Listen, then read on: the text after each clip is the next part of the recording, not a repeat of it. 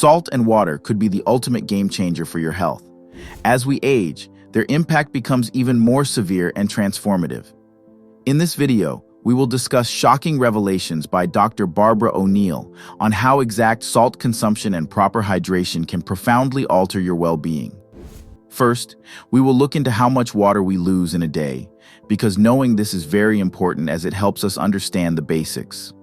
Our kidneys play a crucial role by filtering around 120–150 quarts of fluid daily. About 1.5 liters are removed as urine, while the rest is reabsorbed into the bloodstream. Our kidneys need to have enough water to function properly. Moreover, we lose about 0.35 liters of water daily just by exhaling. This amount can vary depending on the air temperature, humidity, and how active we are, but typically it's around 0.2 liters, making up about 10% to 20% of our water loss through breathing.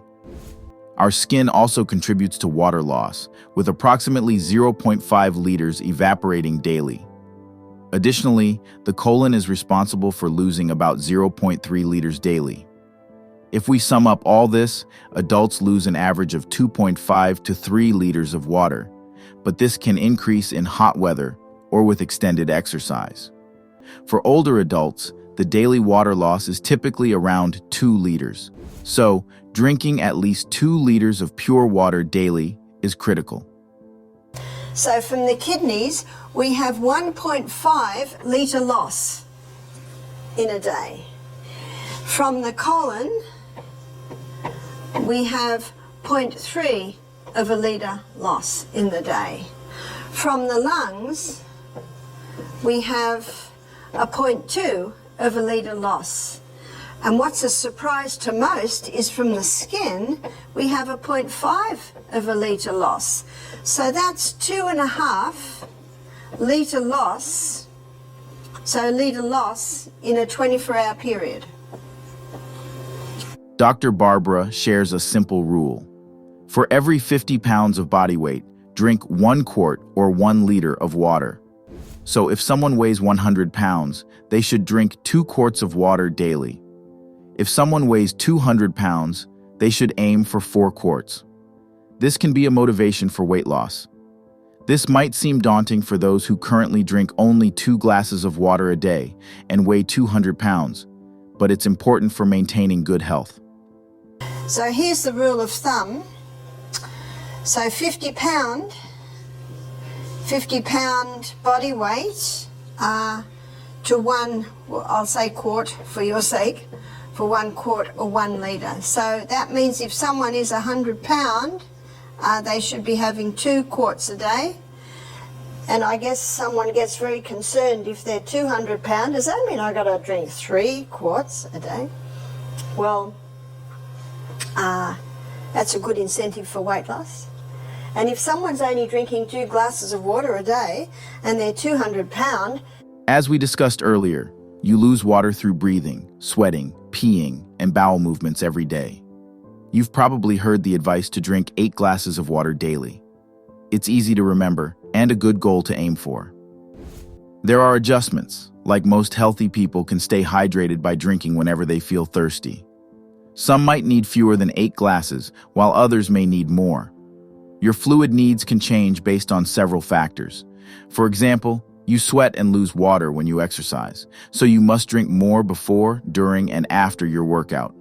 Hot or humid weather and high altitudes also increase sweating, a major contributor to dehydration, meaning you need extra fluids. Further, your body loses more fluids if you're unwell with a fever, vomiting, or diarrhea. In such cases, drink more water or follow a doctor's advice to use oral rehydration solutions. Likewise, conditions like bladder infections and kidney stones also require more fluids. Pregnant and breastfeeding women also need extra fluids to stay hydrated. How can someone drink a lot of water per day? Don't worry. Keep in mind that water isn't your only source of fluids. What you eat contributes too. Like watermelon and spinach, many fruits and vegetables are nearly all water. Drinks like milk, juice, and herbal teas are mostly water too. Even coffee and soda can help, though you should limit sugary drinks like soda and energy drinks because they add extra calories. According to the research, the recommended daily fluid intake for men is about 15.5 cups, 3.7 liters, and for women, it's about 11.5 cups, 2.7 liters. This includes all fluids from drinks and food, with about 20% of your intake coming from food and the rest from drinks. Dr. Barber stated that many people, including adults, reach for fluids after breakfast because they are dehydrated. Traditionally, adults start their day with orange juice and coffee, trying to quench their thirst. However, neither of these drinks effectively hydrates the body. Imagine trying to clean your body with orange juice or coffee. It wouldn't work. Only water can truly provide the hydration the body needs. Little by little by little to drink more. But it's a good rule of thumb for children, because children need water. And you watch, a child gets up in the morning, runs around and plays for a while, sit down for breakfast. What's the first thing they want to do straight after breakfast? Water. Because they sat to eat dehydrated. Same with the adults. How many adults get up in the morning, first thing they have is, say, orange juice and a cup of coffee? Isn't that the traditional breakfast fluids? And what are they doing when they have their orange juice and their cup of coffee? They're thirsty, they're trying to hydrate, but neither will hydrate them. How clean would your body be if you washed it in orange juice? How clean would your body be if you washed it in a cup of coffee? Water and water alone will supply what the body needs. Water is crucial for maintaining bodily functions. Water has many benefits you can't imagine, as it is fundamental to almost all body functions. It helps keep each cell healthy and ensures your blood stays liquid enough to flow easily through your blood vessels. Additionally, water aids in flushing out waste products from your metabolism, such as extra electrolytes like sodium, potassium, and urea, which are produced when your body processes protein.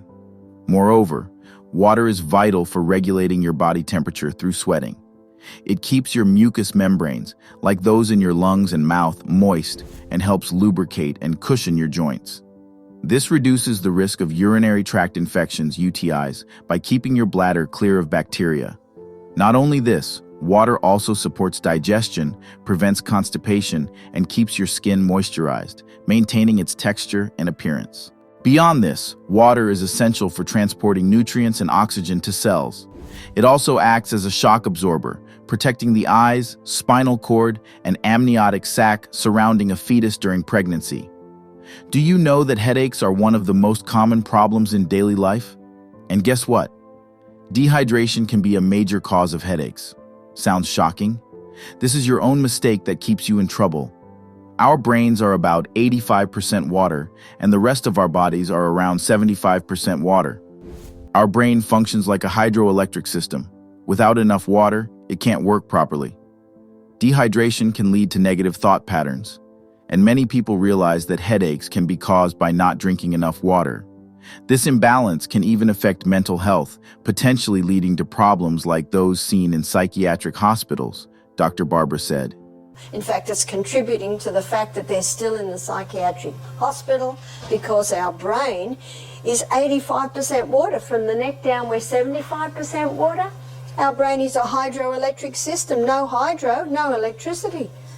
A person can actually develop negative thought patterns in a dehydrated brain. And most people know that the headache possibly is due to dehydration. A dehydration headache occurs when your body lacks sufficient fluids. Even mild dehydration can trigger this pain. Symptoms often include headaches, fatigue, dizziness, extreme thirst, and a dry mouth. The pain from a dehydration headache can range from a dull ache to a severe throbbing sensation, often worsening with movement. Fortunately, relief is possible with simple remedies like drinking water, resting, and using over-the-counter pain relievers. You might experience dark urine, dizziness, muscle cramps, and intense thirst along with the headache. The next most vital element for your body is sodium. Potassium is the fourth most important. Sodium is primarily found in seawater, which has 92 minerals. Of these minerals, about 30% is sodium and 50% is chloride. When seawater evaporates, sodium chloride forms the first crystals. To make table salt, manufacturers pick up these initial crystals, bleach them to make them white, and add aluminum to keep them from clumping, as Dr. Barbara added. And that is sodium. The fourth most vital element needed for life is potassium. So let's go back to sodium.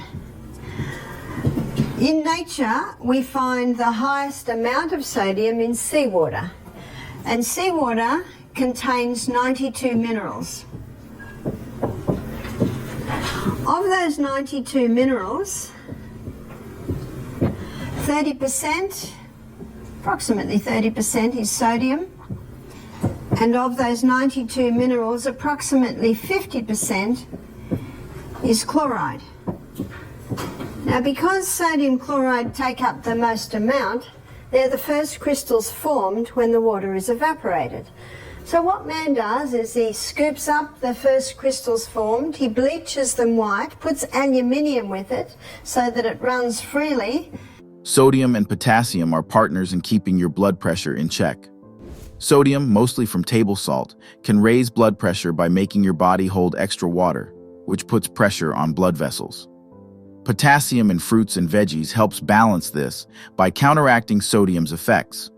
When you eat too much salt and not enough potassium-rich foods, sodium levels in your cells rise, causing them to swell, a key factor in high blood pressure. Eating more potassium-rich foods like bananas and spinach and cutting back on salt helps keep your blood pressure healthy and supports overall body function.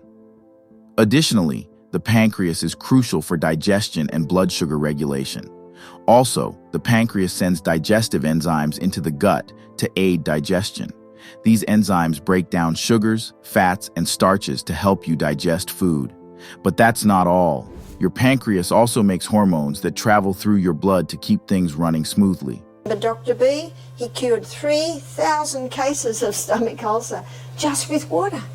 Just with water. How simple is that? So simple. So this man has been all over the world trying to get help, and then he came to a health retreat in the hills in Victoria and learnt the conditions to give his stomach for healing.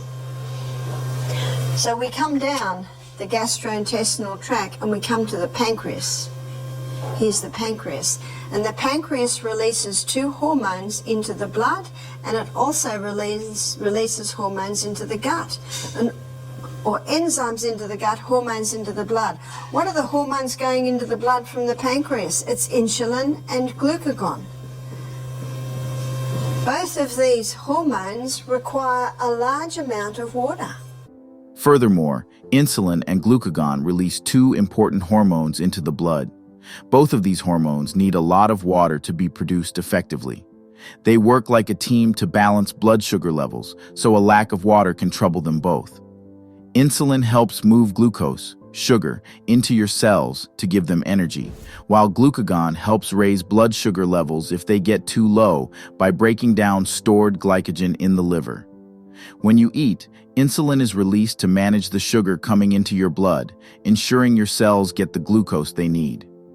If your blood sugar drops, like if you skip a meal, glucagon releases stored glucose from the liver to keep your energy levels steady. This balance keeps your body's energy levels steady, ensuring you feel good and function well. Let's talk about food digestion. The pancreas releases 4 key enzymes to complete food digestion: 1 for starch, 1 for fat, and 2 for proteins. These enzymes are significant for breaking down food, so it can penetrate the bloodstream. If the pancreas cannot produce these enzymes, as in pancreatic cancer, digestion is incomplete, so it can indirectly contribute to dehydration, which leads to malnutrition because the body cannot properly absorb nutrients from food. That are released to finalize the digestion of our food. These enzymes, there's one enzyme that finalizes starch digestion, there's another enzyme that finalizes fat digestion, and that's your polyunsaturated, because remember, your saturated is broken down under the tongue, the enzyme under the tongue. And there are two enzymes that finalize protein digestion, and that's why when someone has pancreatic cancer, they often die very quickly, and they die of malnutrition because the pancreas can't release those enzymes to finalize digestion, and if digestion's not finalized, the food can't get out of the gut and into the blood. So let's keep going down the gastrointestinal tract and look at the effect of water. So moving on down the gastrointestinal tract, we come to the colon. And one of the main functions of the colon is to take water out so stools are formed. If a person is dehydrated, more water gets taken out than should be taken out, so we're left with rabbit pellets and cement. So constipation can be a result of dehydration. Moving along the gastrointestinal tract to the pancreas reveals its dual role in hormone and enzyme production. Insulin and glucagon, crucial for blood sugar regulation, rely heavily on adequate water supply. Dehydration can disrupt their production, potentially leading to diabetes or exacerbating existing conditions. 4 key enzymes play pivotal roles in finalizing digestion: starch digestion by amylase, fat digestion by lipase, and protein digestion by proteases. In cases like pancreatic cancer, where enzyme production is impaired, patients often face rapid malnutrition. Inadequate digestion prevents nutrients from entering the bloodstream, hastening health decline. She says more water is absorbed in the colon to form stools. Too much water is removed when dehydrated, leading to hard, dry stools and constipation. Proper hydration helps prevent this by ensuring the colon takes out the right amount of water, resulting in normal bowel movements. So moving on down the gastrointestinal tract, we come to the colon. And one of the main functions of the colon is to take water out so stools are formed. If a person is dehydrated, more water gets taken out than should be taken out, so we're left with rabbit pellets and cement. So constipation can be a result of dehydration. Dr. Barbara prefers Celtic salt because it contains 3 types of magnesium: magnesium chloride, magnesium bromide, and magnesium sulfate. This makes the salt quite moist, especially after rain, as magnesium attracts and holds on to water. But I prefer the Celtic salt, and one reason is that the Celtic salt has 3 magnesiums. It contains magnesium chloride and magnesium bromide and magnesium sulfate. Magnesium is a water-hungry molecule, and this explains why the Celtic salt is such a moist salt, especially when we've had a lot of rain, because those 3 magnesiums absorb the moisture. She suggested that if you have high blood pressure, start with a small amount of Celtic salt, about the size of a sesame seed. For those without high blood pressure, you can use a bit more. Magnesium helps quickly hydrate your body by pulling water into your cells. So when you take a crystal of Celtic salt, put it on your tongue, and some say, how big's a crystal? Well, if you've got high blood pressure, start small, about the size of a sesame seed. I don't have high blood pressure, so I might have about 3 times little sesame seeds. Put it on your tongue, your mucous membranes start absorbing the minerals. The magnesium is taken to the cell membrane, and you drink your water, and that magnesium pulls that water inside the cell. It's the quickest way to hydrate a body. The only time excess water drinking can be dangerous is if people drink too much at once and don't have the minerals that are in the Celtic salt to pull that water inside the cell. To wrap up, Celtic sea salt can aid in hydration because it contains important minerals like sodium and potassium, which help keep your body's fluids balanced. So if you're worried that drinking lots of water will make you run to the bathroom all day, Dr. Barbara recommends having a small crystal of salt before each glass. The purpose is to have about 8 glasses of water daily. Instead of drinking a full glass at once, spread it out throughout the day, taking half a glass at a time. I've had people complain to me, they say, I'm drinking more water now, and now I'm going to the bathroom all day. So I say, are you having the salt? Have a little crystal before every glass of water. And ideally, we should be having approximately 8 glasses of water a day. And then I say to them, and don't drink a whole glass at once. I think I mentioned earlier, I drink half a glass as soon as I get up. I go to the bathroom, I drink another half glass. Then I get dressed and have another half glass. But when I start every glass, I have that little bit of salt. So you spread the water over the day. So, what mistakes are you making without realizing it? And how could they harm your health? If you like this video, you must watch another video shown on your screen. You won't believe Barbara O'Neill's bone health secrets. Doctors hate this to extend the lifespan of your bones. But before you go, hit like and subscribe to the channel.